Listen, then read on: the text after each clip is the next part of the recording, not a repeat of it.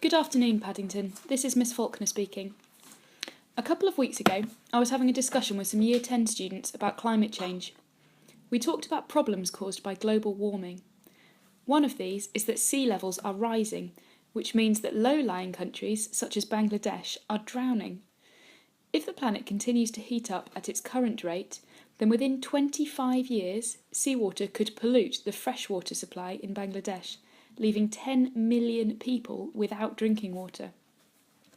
Everybody in the class agreed that this was a problem and that something should be done about it.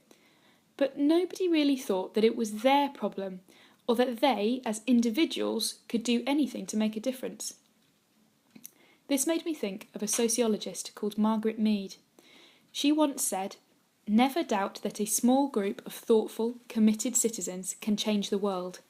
Indeed, it's the only thing that ever has." Throughout history, it has more often than not been individuals or small groups of people who have changed the world, rather than kings or queens, prime ministers or governments. Think about Martin Luther King leading the civil rights movement in America and campaigning to end racist treatment of black Americans. Or Millicent Fawcett in this country, who led the suffragist movement that gave women the right to vote. It is not easy for one individual person to make a difference, but it doesn't mean that we shouldn't try. To quote Gil Scott-Heron, "Nobody can do everything, but everybody can do something." In this podcast, I wanted to share the stories of 3 individuals who I have found to be inspirational and who have believed that they were powerful enough to make a difference in the world. Many of you will have heard about the civil rights movement in America, and you will admire Rosa Parks for refusing to follow racist laws and give up her seat on a segregated bus. But few of you will know that similar struggles were taking place in the UK at the same time. My first hero is Paul Stevenson, who was born in the UK in 1937, and he was the only black student at the school that he attended in East London. In the early 1960s, he moved to Bristol, where he worked as a social worker. In 1963, Stevenson found out that a bus company was refusing to employ any black people, and he organised a boycott against this bus company. The boycott lasted 60 days, and it led to the first Race Relations Act being introduced in this country, which outlawed any discrimination on the grounds of race.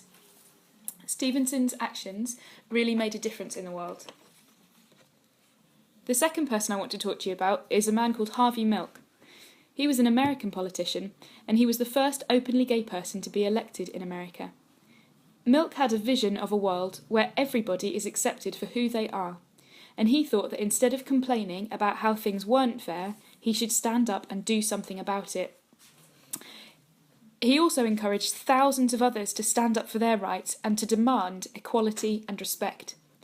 He was a leader in the gay rights movement, and he is celebrated today for helping people to feel comfortable about who they are. The last person I want to talk to you about is a young woman called Sophie Scholl. She grew up in Germany while the Nazis were in power. At school, Sophie had been brainwashed to support the Nazis, but when she heard about the mass killings of Jews, she decided to take action to make a difference. Sophie knew that it was unlikely that one teenage girl could stop Hitler, but she believed that it was the right thing to do to at least try. She set up a group called the White Rose Group and distributed leaflets telling the German people the truth about what the Nazis were doing.